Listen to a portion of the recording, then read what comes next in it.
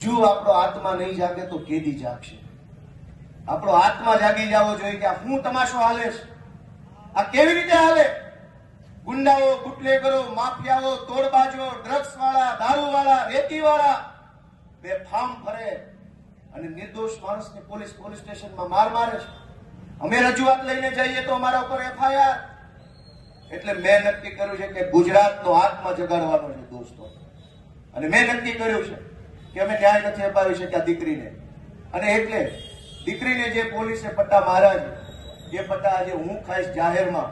અને મેં નક્કી કર્યું છે કે આ દીકરીના પટ્ટા માર્યા છે એ પટ્ટા મને મળવા જોઈએ અને ગુજરાતનો આત્મા જાગવો જોઈએ.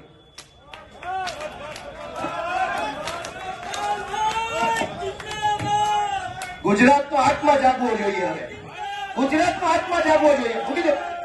આત્મા જાગવો જોઈએ ગુજરાત આખાનો. દીકરીને પટ્ટા કેવી રીતે પોલીસ મારે મૂકી દો. ગુજરાતનો દોસ્તો આત્મા જાગવો જોઈએ. આત્માની અંદર લાગવું જોઈએ. દીકરીને પોલીસ કેવી રીતે પટ્ટા મારી શકે દોસ્તો? આ સજા મને મળવી જોઈએ. આ સજા મને મળવી જોઈએ.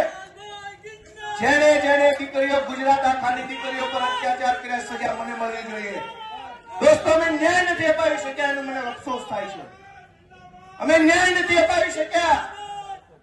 દોસ્તો, હું ગુજરાતનો આત્મા જગાડવા માંગુ છું.